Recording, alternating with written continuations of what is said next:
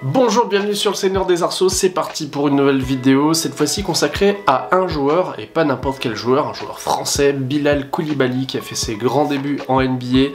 Il a été drafté numéro 7 et ensuite échangé en 8 parce que les Wizards voulaient de lui. Alors est-ce que Washington peut être content de son joueur? C'est ce qu'on va voir dans cette vidéo. Et puis n'oubliez pas de suivre cette chaîne qui est encore au niveau rookie, mais qui est, je l'espère, prometteuse. Alors on va commencer par Bilal, déjà l'histoire, le parcours. Si vous n'avez pas trop entendu parler de ce joueur, l'an dernier, il était dans l'ombre de Victor Wembanyama qui attirait énormément de lumière. Et un petit peu comme un satellite, il est venu de plus en plus attirer l'attention. Et ça a été remarqué notamment lors des playoffs où il a réalisé des performances assez dingues en termes de maturité, de scoring, d'utilité pour son équipe, même si l'équipe de Boulogne-Levallois n'est pas allée jusqu'au bout. Avec Wemby, on savait qu'il y avait deux jeunes pleins d'avenir qui se présentaient à la draft. On savait qu'il y aurait un numéro 1 probablement du côté de San Antonio qui serait français, mais on ne savait pas forcément que Bilal serait drafté aussi haut. Et c'était assez inespéré puisque l'année d'avant, il jouait en espoir. Donc c'est un parcours qui est en ascension très folle sur le papier comme ça. Alors on va faire un petit point sur ses stats NBA. En 63 matchs, il a donc marqué 8,4 points, pris 4,1 rebonds et distribué 1,7 passes.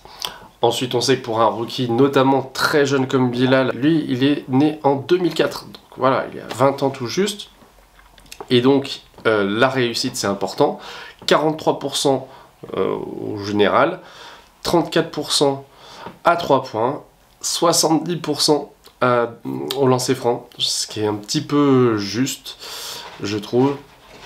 Donc il y a forcément des progrès à faire, mais c'est surtout, je trouve, en défense que là, on a vu que c'était un joueur dans l'histoire des Wizards assez unique, parce qu'il a vraiment développé des capacités de défense sur l'homme, en bloc, en interception assez important.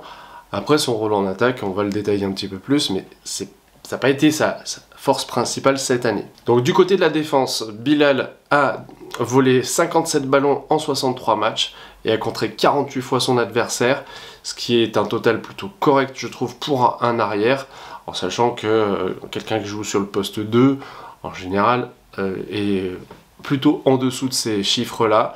Son temps de jeu, c'était 27 minutes cette année, en sachant qu'il a tantôt débuté sur le banc, et ensuite il a connu aussi des titularisations, parce que sur son poste, il y avait Jordan Poole, qui a réalisé une saison quand même très compliquée pour une première expérience en dehors du cocon Golden State, où il s'était éclaté au point d'être un 6e homme redoutable et un champion. On peut pas dire qu'il ait, je pense, eu le meilleur mentor de NBA à son poste. Lui, il s'est distingué par son sérieux. Moi, ce qui ressort, c'est un garçon qui a envie d'apprendre, un garçon qui est motivé et qui est concentré sur l'efficacité. Il est sobre, ça se voit dans ses stats, c'est pas un croqueur, hein, donc un joueur qui va vouloir attirer l'attention sur lui, prendre des tirs inconsidérés. Il était plutôt efficace. Bon, comme chaque rookie, il a eu ses hauts et ses bas, mais dans l'ensemble, c'est, je trouve, une grande satisfaction d'arriver à 8 points en 27 minutes en NBA pour une première expérience, qui plus est dans une équipe, franchement, qui est une des pires de NBA. J'en ai pas parlé, vous voyez que j'ai même pas le maillot le t-shirt des Wizards. Je vous ai mis un petit sorcier, voilà, quand même, histoire de rappeler le nom de cette franchise. Mais dans l'histoire des Wizards, on a eu assez peu de rookies qui se sont vraiment distingués comme ça en défense. Et ça a été largement souligné. Je pourrais vous donner plusieurs citations, mais pour résumer, les dirigeants sont très contents de la saison, notamment en défense, de Bilal Coulibaly. Et si je vous en parle alors que la saison n'est pas finie, c'est parce qu'il a été blessé au poignet, assez salement d'ailleurs par DeMar DeRozan, qui s'est distingué ces derniers temps par des actions bizarrement assez violentes vis-à-vis de ses adversaires directs. Et du coup, il s'est cassé le poignet en retombant très mal après avoir été tiré vers l'arrière par DeMar DeRozan. Et donc, c'est un problème pour peut-être l'équipe de France, vu que avec ce niveau-là, franchement, il peut largement prétendre à une place parmi les 12 au JO. Donc la gravité de sa blessure reste à déterminer. Et on espère vraiment qu'il s'en remettra assez vite, parce que je pense, et ça fait la transition, qu'en équipe de France, il peut vraiment apporter sur les lignes arrière des qualités dont on n'est pas forcément très bien fourni.